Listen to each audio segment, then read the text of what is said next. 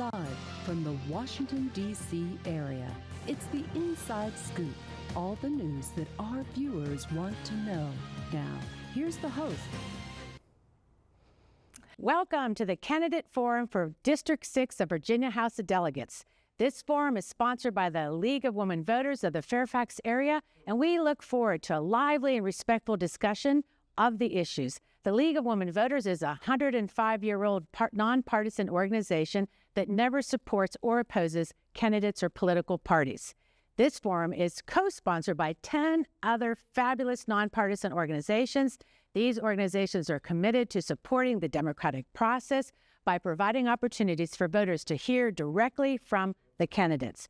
We particularly thank the viewing audience. Yes, that's you. This is why American democracy looks like at its best. An opportunity to examine the issues factually, ask questions regarding the issues most important to us, and explore the candidates' positions. I'm Katherine White, and I'm the moderator. If you have to ask questions, call the number on the screen. We hope you do, and we hope we will be able to get to those in our allotted time. So, tonight, each candidate will have 1 minute for an opening statement. The order was determined by the order on the ballot. After opening statements, candidates will have a question and answer segment where each candidate will have 1.5 minutes to respond to each question. That will be a lot of fun. I'm looking forward to that. At the end of the question period, candidates will have 1 minute closing statement. The time will be displayed by timekeepers, so candidates can keep track of that, and I could see the time signals clearly on the screen. Facing the candidates and the timekeeper will show time intervals at 30 seconds remaining and a stop sign. Thank you. The candidates for District 7 tonight are Mr. Richard C. Rip Sullivan, Jr., Democrat, and Miss Kristin L. Hoffman, Republican. Opening statements now, and we are going to start with Mr. Sullivan. Thank you, Mr. Sullivan. Go ahead. Thank you, Katherine, and thank you to the League for doing this. Thank you for Ms. Hoffman for being here. My name is Rip Sullivan. I am honored to represent the 6th District in the Virginia House of Delegates. My wife's family moved to McLean when she was about 6 years old, I think. My family moved and brought me to McLean when I was 15, getting ready to start my sophomore year at Langley High School. Beth and I met at Langley High School, and 4 kids and 6 grandkids and counting. That high school romance is going strong. I have spent my career, my adult life in McLean, and have enjoyed serving it in many, many ways. I look forward to tonight's debate and look forward to your questions. And again, I thank the League for doing this. Awesome. Now, please, the opening statement from Ms. Hoffman. Thank you, Ms. Hoffman. Okay. Good evening, everybody. And again, thank you for having me. My name's Kristin Hoffman, as we all know that. And I am running for the Virginia House of Delegates as a common sense Republican. Why? What does that mean? Well, I believe in fiscal responsibility and financial accountability. After all, government should be good stewards of your money. I believe strongly in education. Education is the utmost equalizer. It is the greatest gift. And when we educate everyone, we all win. And I believe in laws and programs that should be evaluated regularly for effectiveness. When we don't meet our goals, we need to understand why and change accordingly. My husband and I have lived in Vienna, Virginia for over 30 years. We've raised our 2 boys here, and I spent a career in technology, which I hope to bring a lot of that knowledge to the House of Delegates as well. And again, thank you very much. Thank you. And now we want to start with what everybody's tuning in to hear. We're going to get to the question. Remember, you have 1.5 minutes, and we're going to start with Mr. Sullivan with the first question. What are your top 2 legislative priorities, and why are these so important? Well, Katherine, when session ended last year, I expected my priorities to involve data centers and affordable energy issues, but circumstances are such, events have overcome that a little bit because it's clear to me that the top 2 priorities for the General Assembly next year, and therefore for me, will be dealing with the fallout from what's happening across the river in Washington. You know, it's a little ironic Just before coming here, I opened up the mail we got today, and Beth and I got our tax refund check, which the General Assembly passed last year, because we had a good year in Virginia last year. We had a surplus, and we decided the best thing to do was to return that to the taxpayers.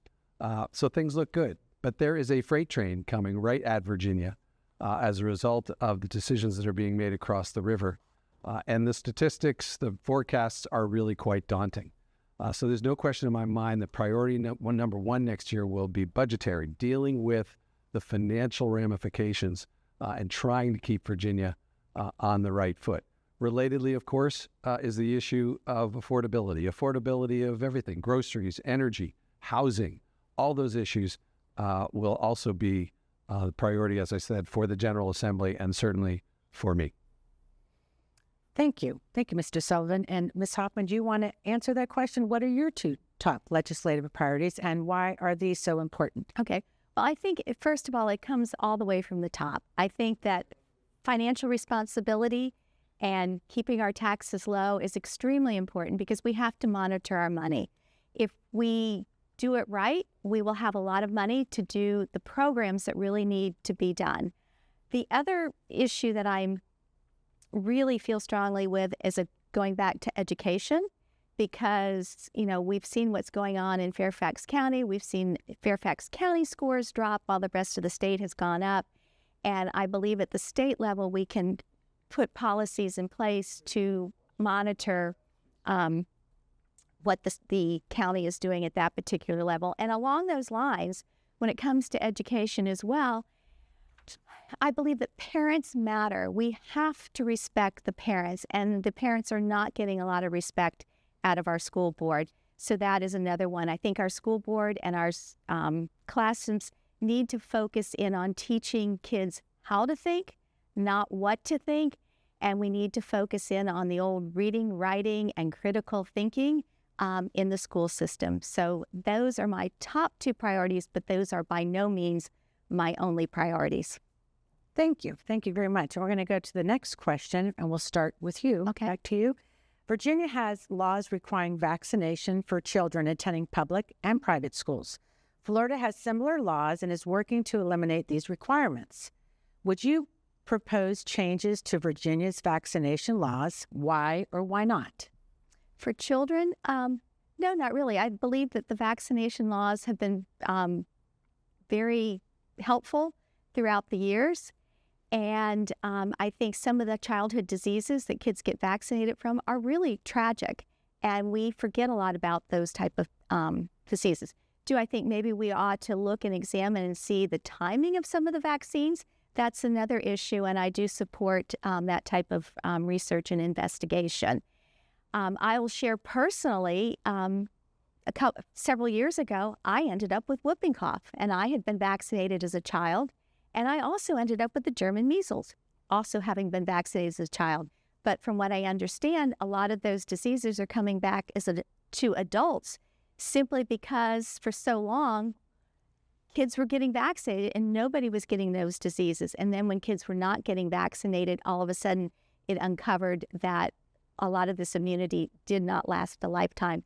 And I will never wish whooping cough on anybody.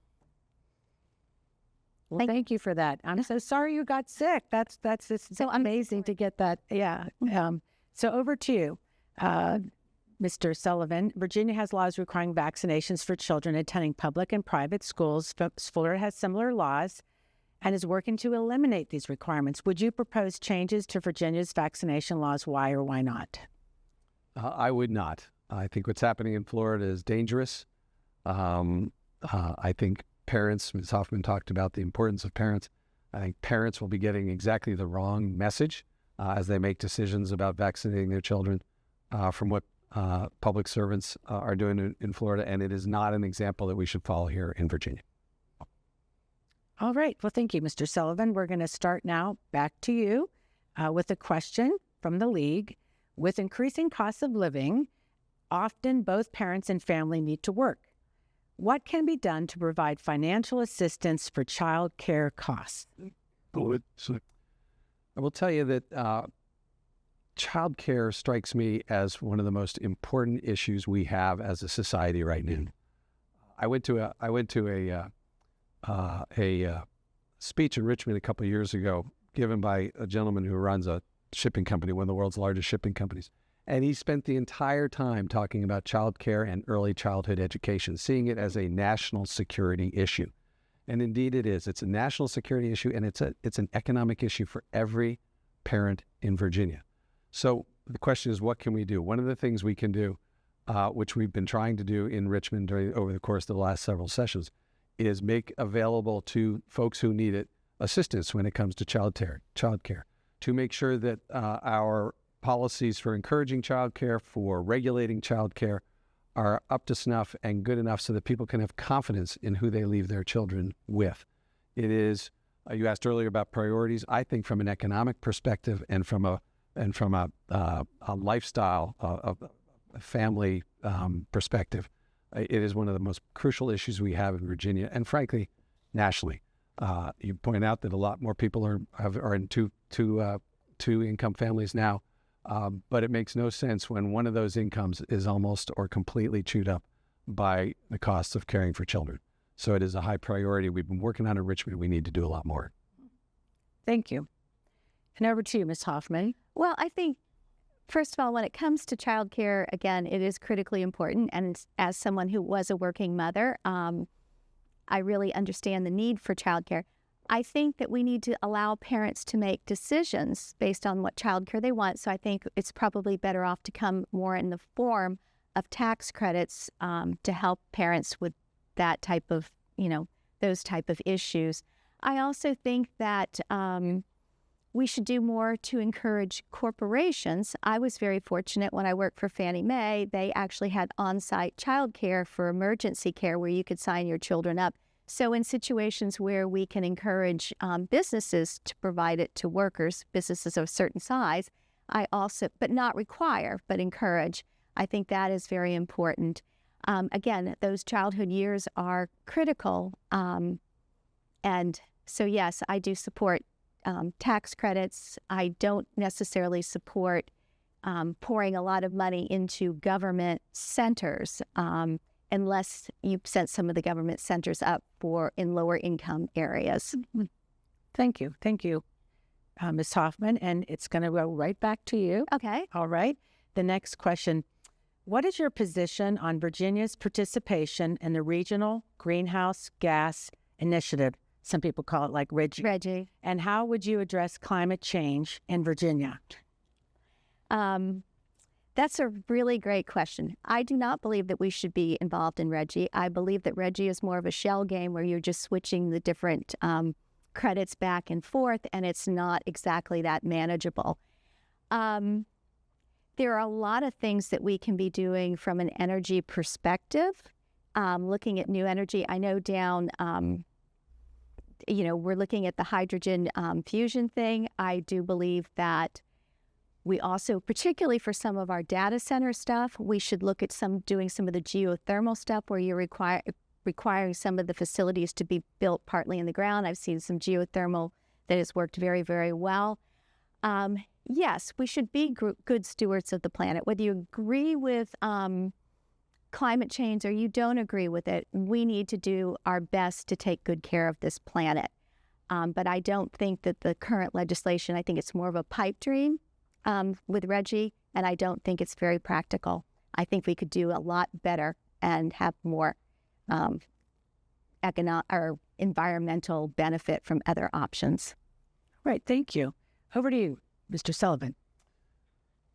Well, as I'm sure your viewers know, Virginia was a part of REGI.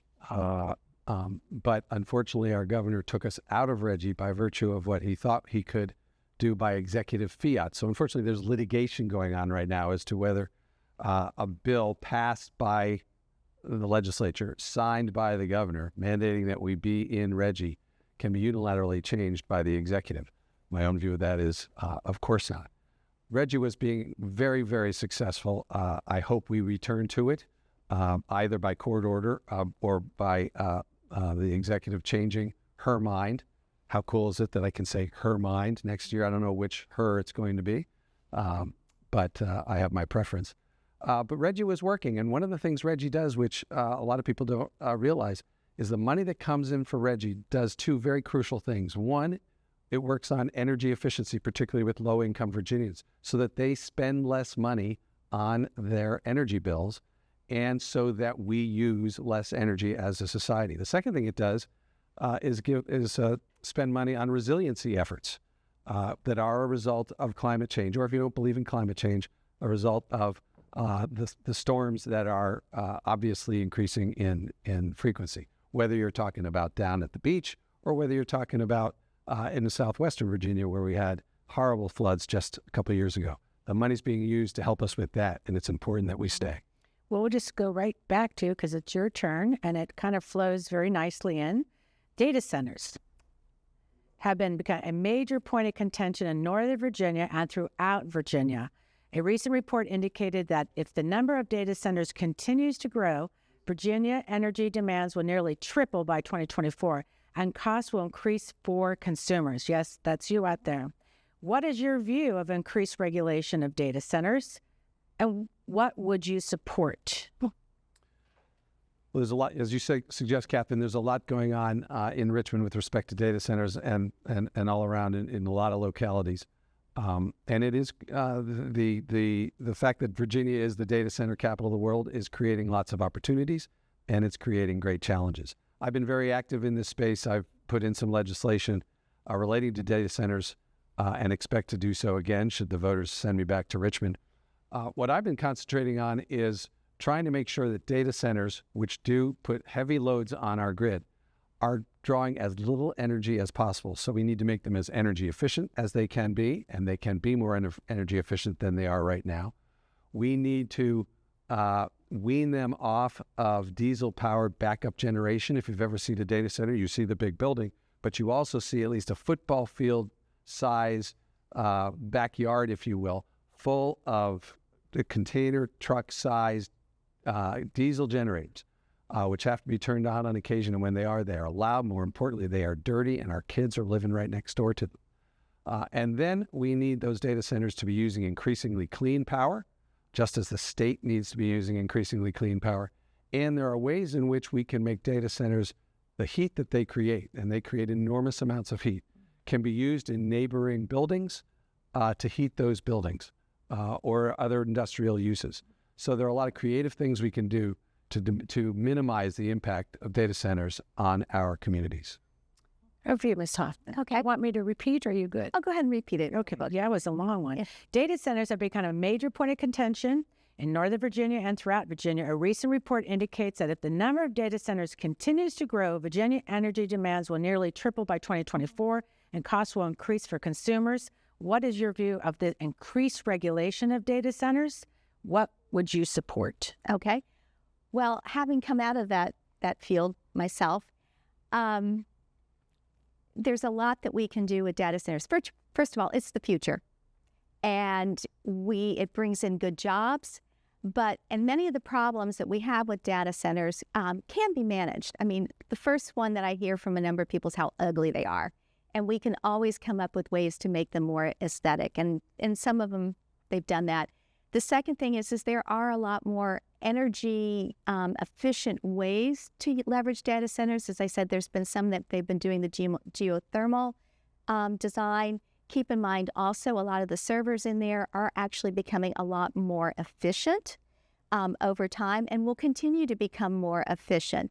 And then I also think that as we, as these companies go in and they get their permits, we should be requiring them to fund additional energy sources and look at those type of sources as part of their permitting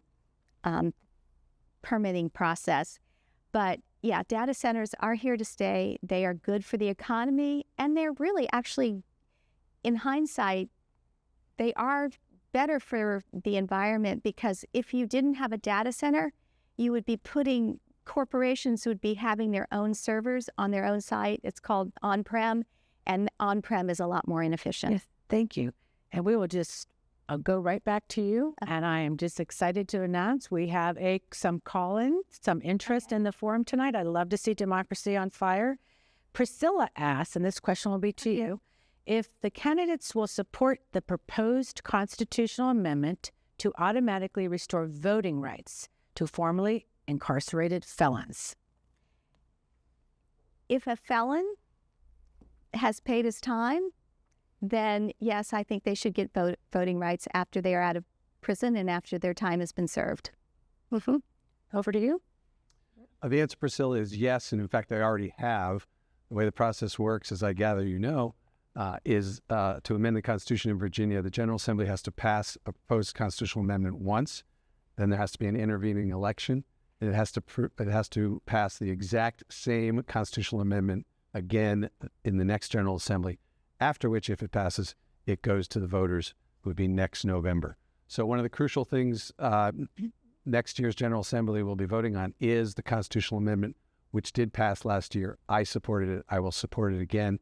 Virginia is the only state in the country that requires someone who has committed a felony, done their time, re-entered society, to ask the governor to reinstate their voting rights. It's the only state that does that. It's rooted in old Jim Crow South, from which we, of course, need to be moving on.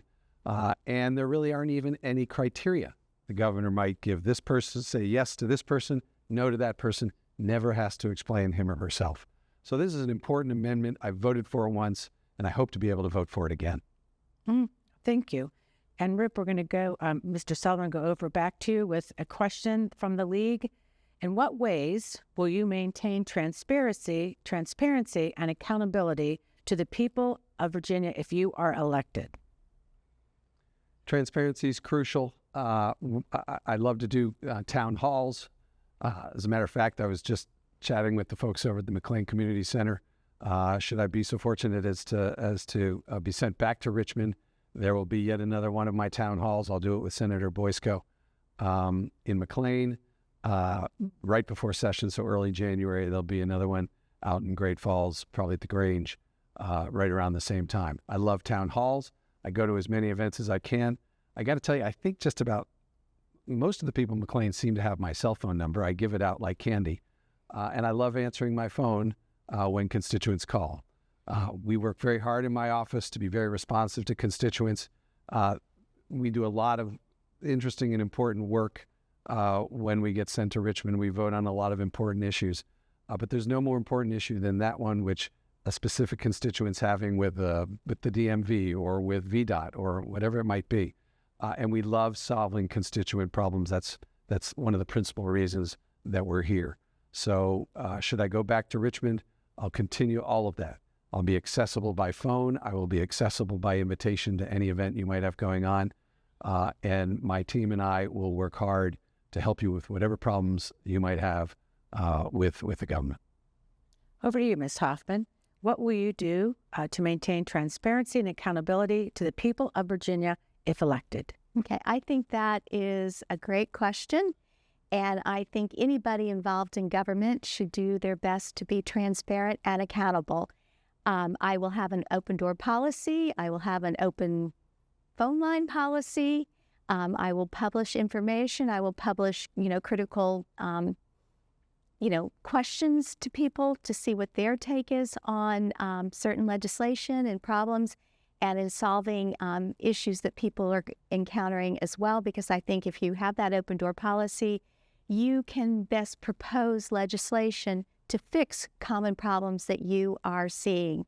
So yes, the other thing I'd like to point out is I retired during COVID, and I will be a full-time delegate, even though, it's just 2 or 3 months out of the year. I will be your delegate for 12 months out of the year. Very great. Thank you. And we go right back to you. No rest for the weary. Okay. Answering questions. And I'm going to take another online call because this is very great. People are paying attention. This caller is very interested, Ms. Hoffman, the caller asks, what, if any, plans the candidate would support to prevent the construction of additional ICE detention centers in Virginia? Well, it's basically a federal issue, and we are regulated by the federal government, and I would adhere to those particular policies. Okay, thank you. Over to you, Mr. Sullivan. Do you need me to repeat it? No, I think I think Ms. Hoffman has it mostly right. This is really a federal issue, so long as we're talking about federal land. To the extent there is a request from the feds to use Virginia prisons or other Virginia assets to create new ICE facilities, I think we ought to resist those efforts. This is a federal responsibility, and I think it's important that Virginia not involve itself in candidly what's going on now around our state. So it is mostly federal. I think Ms. Hoffman is right, but to the extent Virginia can impact this, it ought not be volunteering on this issue. All right, thank you. And Rip, Mr. Sullivan, I'm going to go right back to you on that. And this is a hot issue in Fairfax, casinos. And I think across the country, truthfully, is increased regulation of casinos needed in Virginia, and what is your position on casinos in Fairfax County? It depends on what you mean by casinos. We are facing a couple different issues when it comes to gambling regulation in Virginia. One of which has to do with what are called gray machines. These are the things that look a lot like slot machines, and they are appearing all over Virginia, and they are not regulated. They are illegal, and we do need, if we're going to have them, we do need a better job of regulating them. I think the questioner is probably most interested in the issue that I told you I've lived in McLean for over 50 years. The issue which I've seen it's been the most galvanizing issue in McLean that I've frankly ever seen is of course the Tyson's Casino. I've been against it from the start. I will continue to be against it. It's a bad idea. The sort of sky is falling and the only answer is the casino. To me is wrong, and I've been working hard to stop it. I have every expectation that it's going to come back again next session. So if I am lucky enough to be back in Richmond, I will be working hard to defeat the casino. Okay, thank you. Ms. Hoffman. I will say absolutely, positively, no casino. Absolutely not. I live about 2 miles from it by the way the crow flies, and it would be disastrous for Tyson's Corner. And I'm also concerned that can I ask my opponent a question? I don't think that we're not part of the forum. I'm not in charge of the rules, okay. But I just would like to know, I know he mentioned the thing about basically the slot machines or the gray machines, but the fact that he did take $4,000 from the Betting on Virginia Jobs PAC, as well as $4,000 from the Virginia Operators for Skill. So that's $8,000. I will also pledge that I will never take an ounce of money from anything casino or betting related. I do know that the governor early in the year proposed doing an evaluation of casinos and gambling to see what sort of best practices should be done, and we have not yet seen that particular legislation. But no, absolutely, positively, no casino. Well, thank you, Ms. Hoffman. And we're going to go right back to you because we're alternating. And this stays in the business lane. How do you plan to engage with local chambers of commerce and business groups to remain informed on the challenges facing Virginia's small business community? That is a great question. And small businesses are the backbone of this country. And I will be reaching out to all of them to have an open door policy and to, rather than waiting for them to call me, going out and setting up appointments so that I can meet with our small business communities and to understand what their business needs are. So yes, I am completely in support of an open door policy and two-way communication and whatever we can do to support our small businesses, because really they are the ones that hire. Thank you. Over to you, Mr. Sullivan. What was the question again? I'm going to repeat it because it's a good one and it's kind of wordy. How do you plan to engage with local chambers of commerce and business groups to remain informed on the challenges facing Virginia's small business community? Well, I'm a partner in a small law firm. so I live it every day. But in terms of my role, my other role, I've got a real world job and what I call my unreal world job. I love going to talk to chambers of commerce. Again, Ms. Hoffman's right that while the big, huge companies moving to Virginia tend to get all the press, it's the small business that really are the backbone of our economy, and we need to hear what they have to say. I love appearing at Chamber of Commerce events. I never say no to Chamber of Commerce events, and I'd like to think that over the course of my career, again in my other job as a lawyer, I have represented dozens, probably more, that's not right, hundreds of small businesses, and have an understanding of the challenges that they face. So, consistent with what I said earlier, I have a very open door policy, easy to find, and we'll stay in contact, of course, with all the small businesses that need my help. Well, thank you for that. We're going to stay right with you because it's your turn. And I am going to mix the question because it's of concern to someone out there calling in, which is about gun violence and what candidates have done or will do. But there's also a question that just brings up on the issue of gun safety and prevention of gun violence in Virginia. What legislative actions would you support or what actions would you not support? So I think since it seems to be, I wanted to make sure we're doing some audience so you feel heard out there. And that, thank you for that, Kate.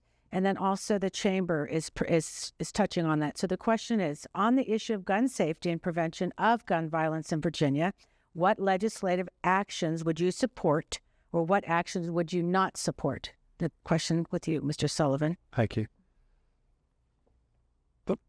The saddest document I've ever read in my career as your delegate is the Fairfax County Public School policy on active shooter drills in our elementary schools. It's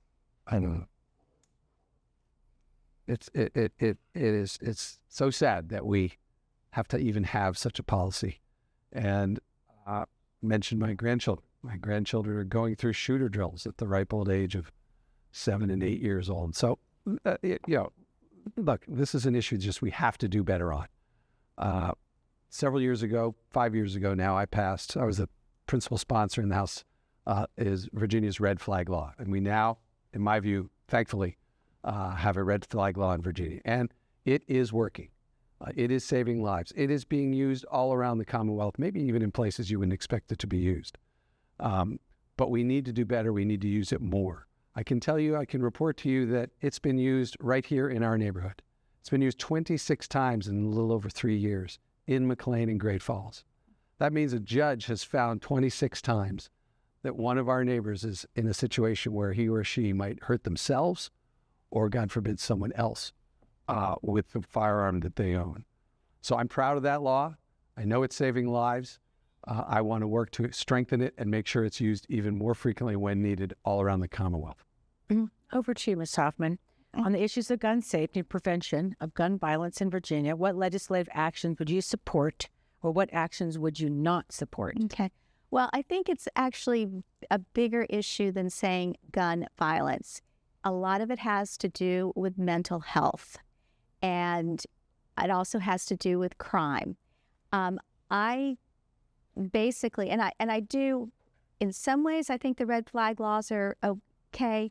In other ways, they do violate a lot of the HIPAA laws and hinder, because you've got to open up some of these medical records.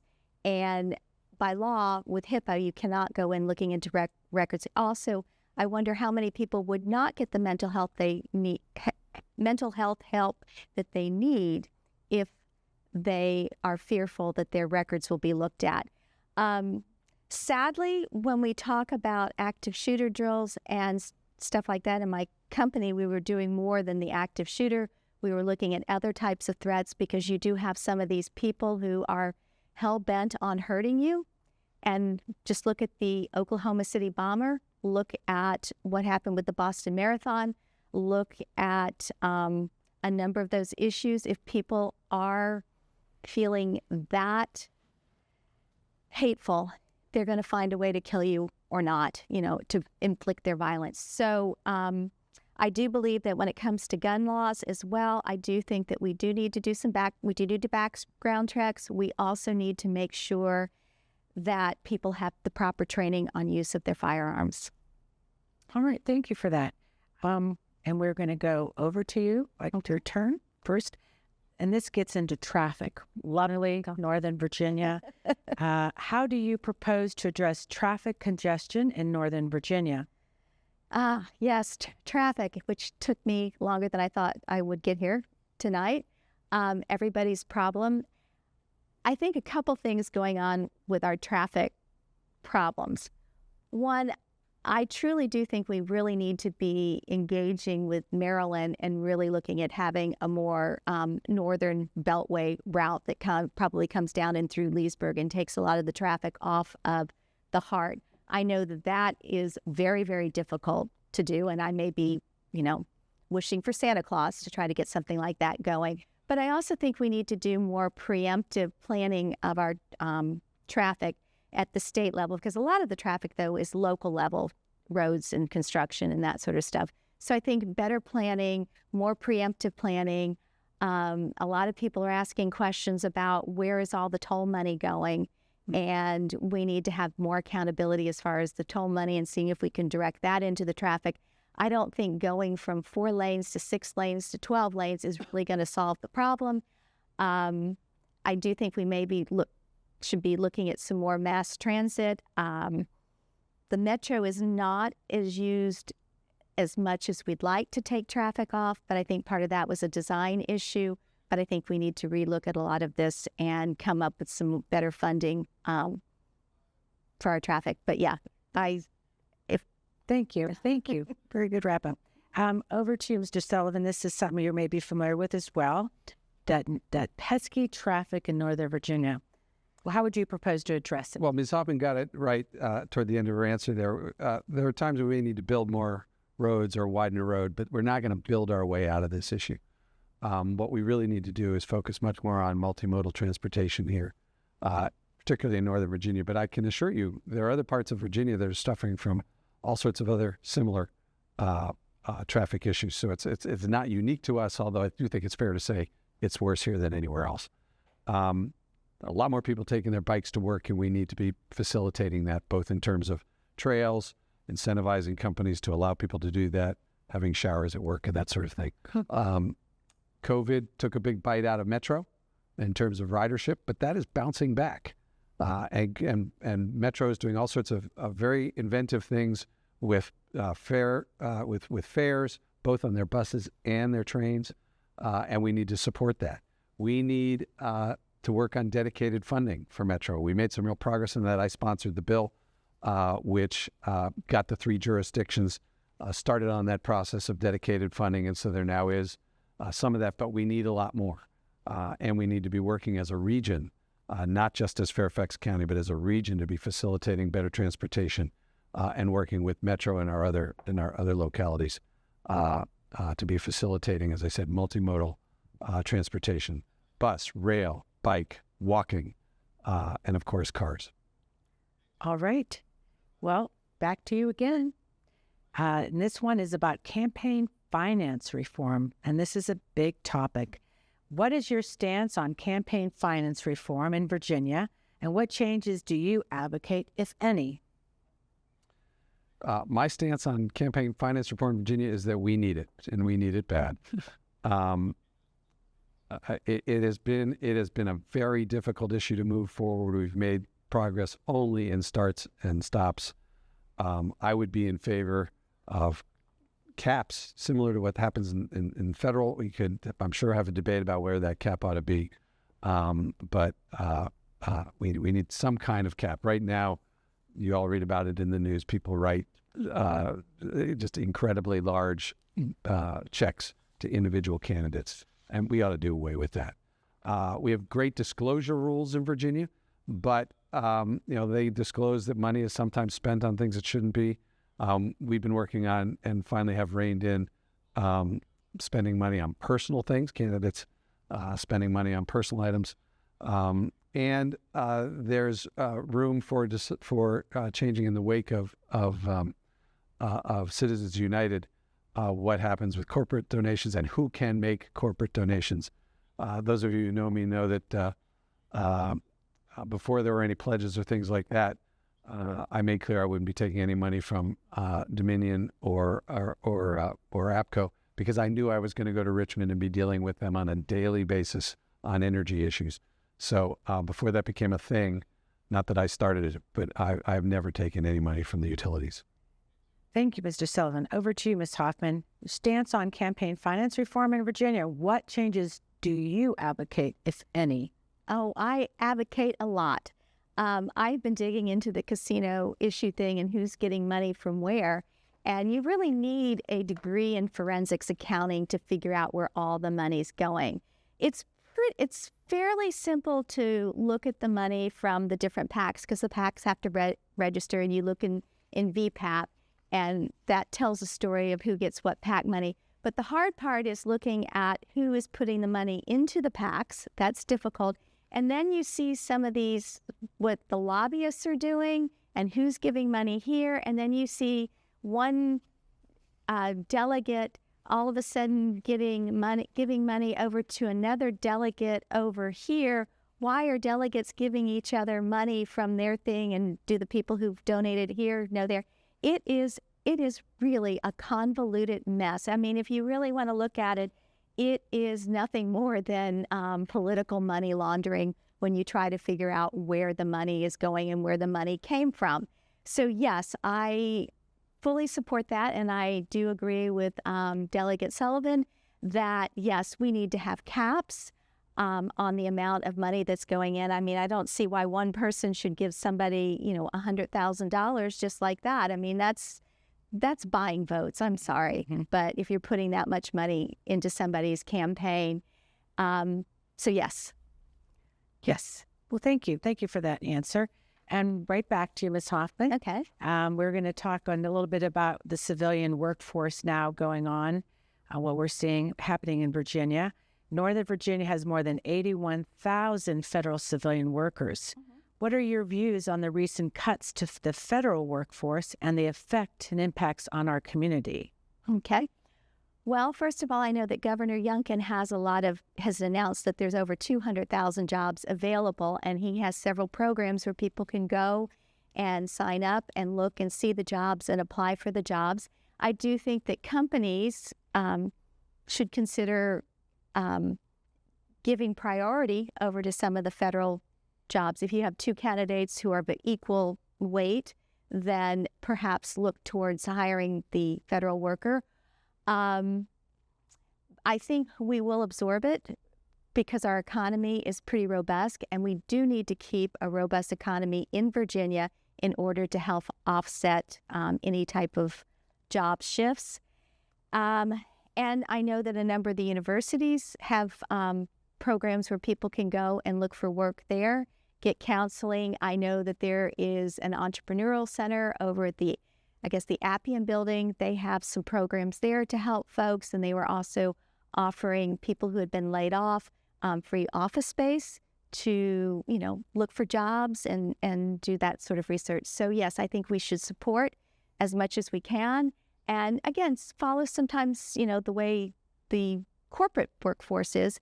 They put programs in place to help people find new jobs. Well, thank you for that answer. And I'm going over back to Mr. Sullivan with the same one. What are your views on the recent cuts to the federal workforce and the impact and effect on the community? My view is that it's a travesty. I think I mentioned earlier in my comments this freight train that's coming at us, and it is started. We all know that the fork in the road ended at the end of September. We've already lost, I think it's 10,000 jobs in Northern Virginia, federal jobs. That's expected to quickly leap to 20,000 jobs. This is a monumental problem.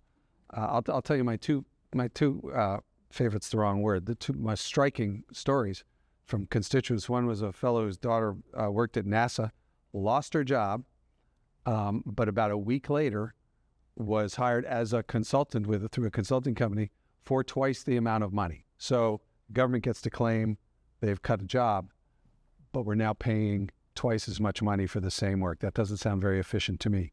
We also have to think about the trickle down. I had a constituent come to me who runs a very successful home remodeling business. Beginning of the year, they had 6 contracts. Those 6 contracts went away. Everyone canceled when they started to lose their federal jobs. Ms. Hoffman's right. There are things we can be doing, but the first thing we need to do is recognize that we have a problem. And current leadership, both in the executive mansion and in the General Assembly, seems to think the problem's just going to go away and not happen. That's not the case. It's a big deal, and that's what the next delegate needs to focus on. All right. Thank you. And we're going to go, staying with you, Mr. Sullivan. What is your view of the proposed amendment to the Virginia Constitution that would remove a provision that marriage is only between a one man and one woman, and a ban denying a marriage license to 2 adults on the basis of sex, gender, or race? This one baffles me, although I guess it really shouldn't. You may remember that some years ago, maybe as many as 20, Virginia passed an amendment outlawing same-sex marriage, making very clear that marriage can only be between a man and a woman. That was the law, the constitutional law in Virginia. Supreme Court, of course, of the United States changed that. But that provision is still in the Virginia Constitution. So we passed last year a constitutional amendment to remove that from the Constitution and to replace it with one that essentially says a Virginian can marry whomever a Virginian wants. We passed that, and just as I suggested earlier with respect to the voting rights, we have to pass the very same thing again. It'll be a very important vote for all the delegates, and certainly delegates from the 6th next session, so that this issue can get to the voters. Because here's what's going on. This passed nearly on party lines. There are a couple crossovers.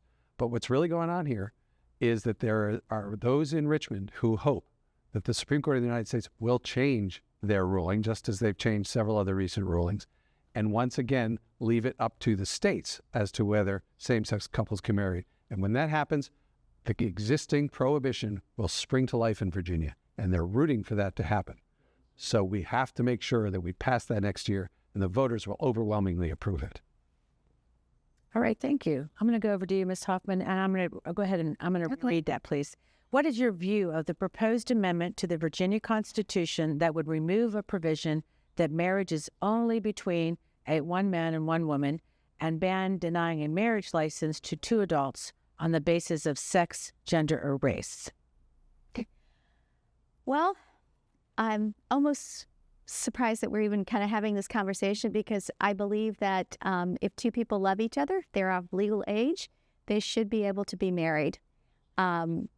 Whether you're gay or straight or bi, everybody should be afforded the right to be in a partnership with the person that they love, and all the rights and legal protections that are afforded with that. On the side, if a church does not wish to marry because that is their belief, or a house of worship does not, they should not be forced to marry people. But yes, I believe that, I agree. Okay, there you go. We should wrap it up. We can keep moving through the questions. Everybody in the audience would love that. I have a number of gay friends who are married, and they're happy, and I'm happy, and that's it. Yeah, we can have more time to ask more questions, so we're going to go staying right with you again.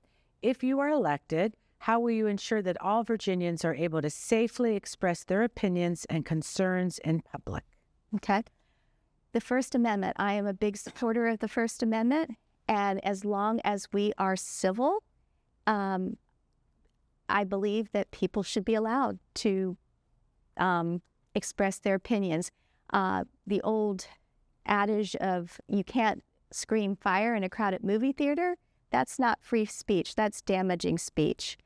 And therefore, again, I don't believe that people should be arrested if they're speaking something that somebody disagrees with. The only time that it should come up and the issue should come up is if they're speaking hatred. Mm-hmm. All right, thank you. Ms. Hoffman, over to you, Mr. Sullivan. Thank you, Katherine.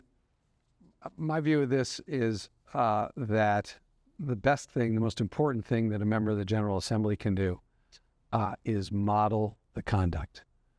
We have to demonstrate by what we do in our districts, by what we do in Richmond, that civil disagreement is what built this country. The ability to disagree with someone, yet still reach out to them in friendship, is vital to our democracy. And I would tell you that in the main, we like to think, and I think it's true, that we behave that way in Richmond. My friend Michael Webert, Republican from down in the Culpeper area, wrote a great column in this morning's Cardinal about the importance of this, and that how the importance of modeling it, and how we have to continue to do that in Richmond. We break down every now and again, but we have to be a model for our children and for all of our constituents on how you can debate issues, maybe even passionately debate issues, but ultimately do it in a civil and certainly nonviolent way. Yes, thank you. And we are going to stay with you, Mr. Sullivan, for the next question. And we have a question about the Department of Education and Civil Rights Office. Given the significant cuts being made to the Department of Education and Office for Civil Rights, what steps will you take to ensure that students with disabilities are receiving the appropriate services and support that they need? Look, yet again, this is another one of the issues that I suggested earlier is coming at us like a freight train. The cuts that have been proposed by the Trump administration to the Department of Education, which includes just cutting it completely, but certainly the funding cuts on the way to killing the department completely, are going to present huge challenges to Virginia, both from a budgetary perspective and, as the questioner asks, from the perspective of making sure that we don't lose the ability to make sure that all people with disabilities, all students with disabilities, and all students across the board don't lose services that the federal Department of Education was frankly created to make sure they didn't lose. So there's going to be some backfilling necessary. And we're already challenged when it comes to K through 12 education in Virginia. The recent report out of what's called JLARC in Virginia showing that we're way behind our competitor in nearby states in terms of what we spend on our students on a per pupil basis. And this is only going to make it worse. So it's yet another one of these stressors on our budget here in Virginia that is going to dominate our challenges coming at us in the next couple of sessions, and will dominate what the next governor and General Assembly face. So it really is going to come down to money and making sure that we can perform here in Virginia what we used to rely on the feds to do. Thank you, Mr. Sullivan. Over to you, Ms. Hoffman. Yes, I'm going to go. That's a longie. So, yeah, given the significant cuts being made at the Department of Education and Office for Civil Rights, what steps will you take to ensure that students with disabilities are receiving the appropriate services and support that they need? Okay. Well, I think part of it is I think we have wasted a lot of money having a national Department of Education. And I think that moving a lot of it back to the states, I think will be very much more cost effective. Now, Virginia does a very reasonable job in supporting people with disabilities. And I hope that they can continue to support, and we will look at those particular monies. I think there's also other ways at a state level that we can